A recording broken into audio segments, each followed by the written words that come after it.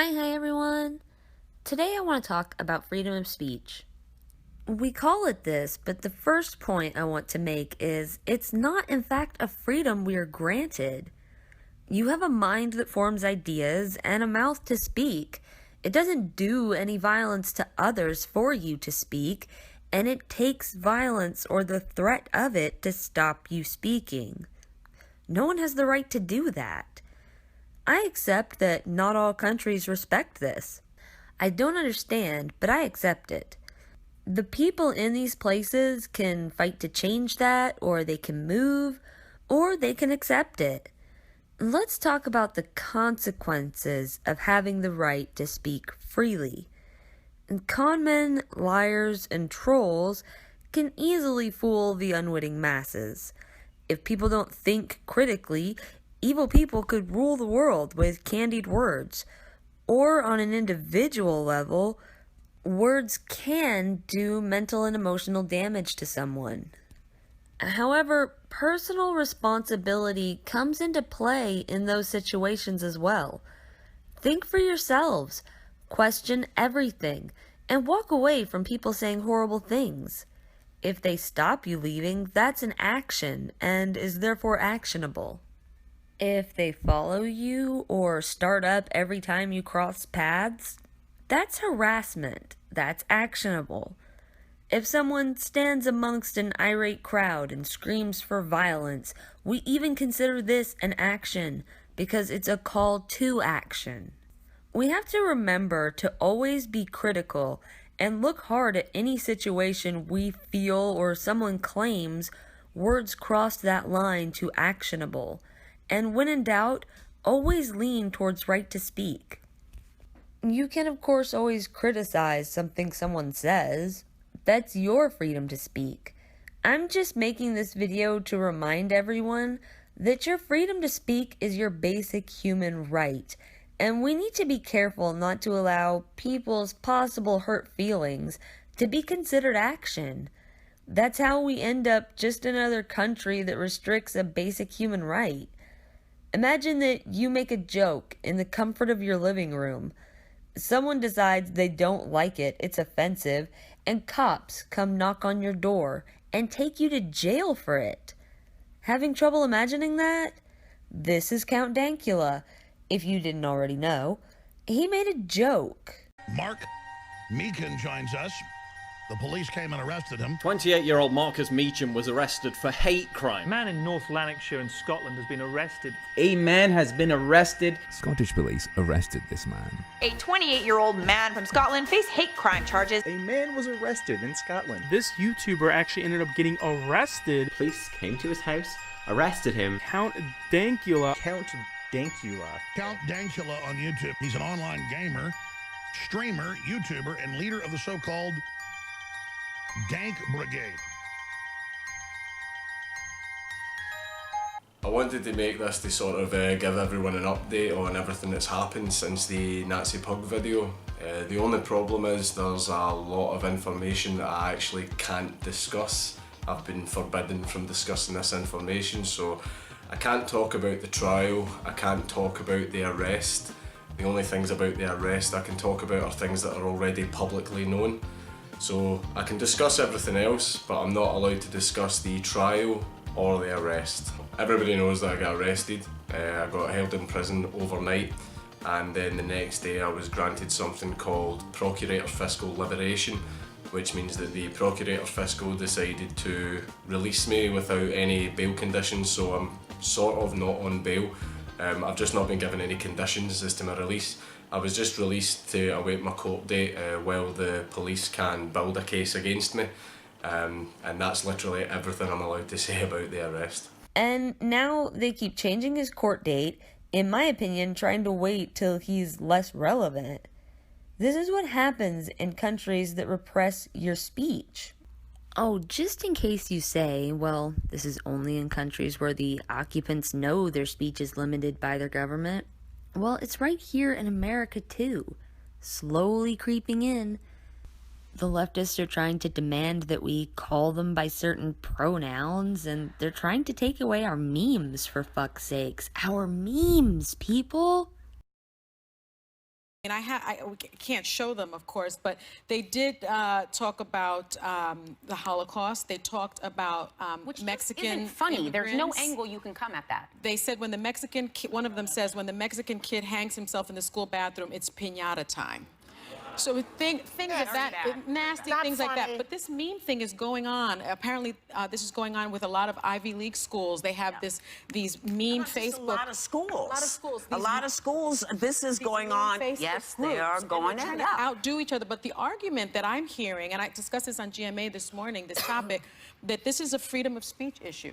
Why shouldn't they be allowed to trade this kind of information? But then they pay for the But there are consequences. And what's interesting, Harvard said, and some of the parents are sort of fighting back and saying, listen, they were on a private Facebook page.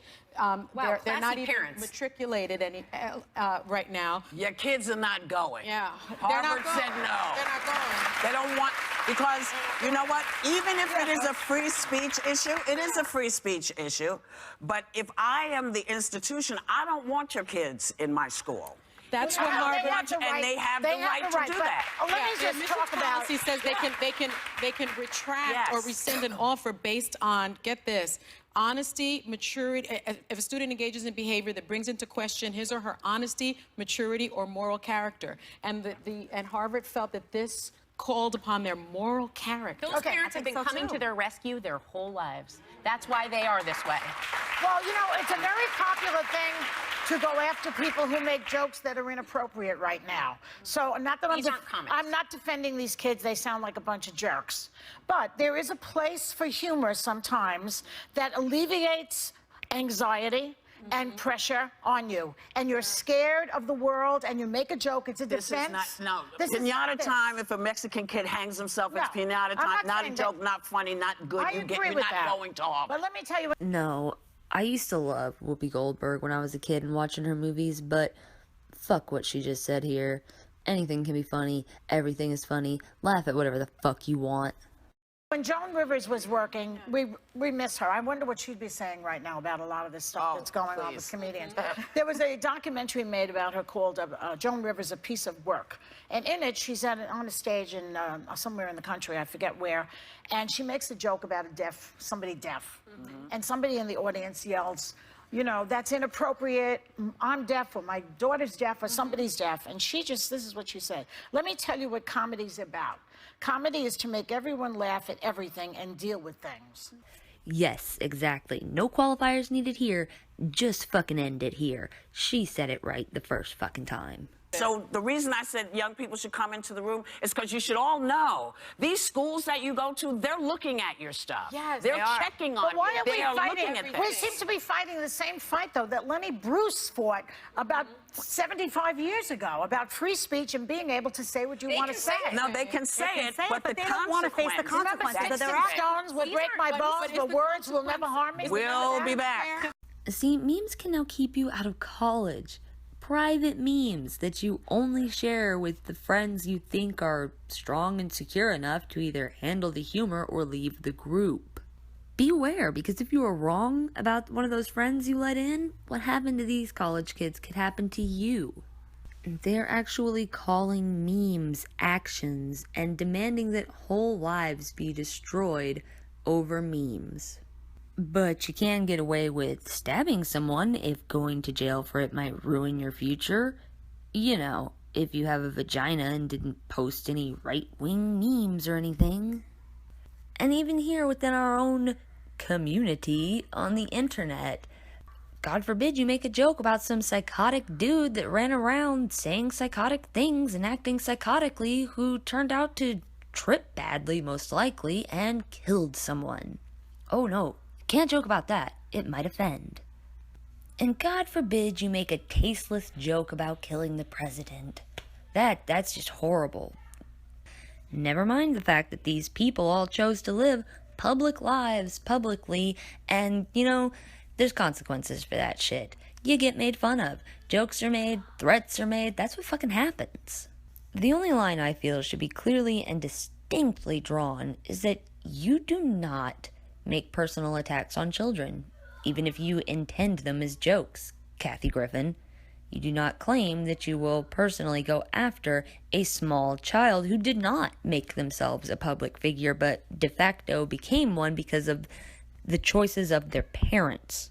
There's a reason that you think you're going to be ahead of the curve on this, Kathy, because nobody else is going to fucking do it. It's disgusting. And I was totally backing the idea you beheading the president. I thought it was personally fucking sick, but if that's your joke, then it's your fucking joke. Make whatever jokes you want, unless they are about a small fucking child, you dumb bitch. But this is the world that we live in today, apparently. You get arrested for jokes, or because you use the wrong pronoun for someone, or many other silly, frivolous things that must jam up the courts with all the cancer. Your right to bear arms is your most important right, as it protects the rest of your rights. But your freedom of speech is your most precarious. It's the one people will attack first, so you must protect it firmly, please. That's just a little common sense, in my opinion. Y'all, please go show some support to Dankula. What's happening to him is majorly fucked. Also, personally, I laughed my ass off at that cute Nazi pug. My girlfriend is always ranting and raving about how cute and adorable her wee dog is. And so I thought I would turn him into the least cute thing that I could think of, which is a Nazi. Buddha, do you want to gas the juice? He's just so funny and cute. How could anyone find this little dog offensive? Sieg Heil! Sieg Heil! Sieg Heil! Oh, Dankula, this is for you. You brought the cakes and offended some Jews. But don't worry, man, we're here for you.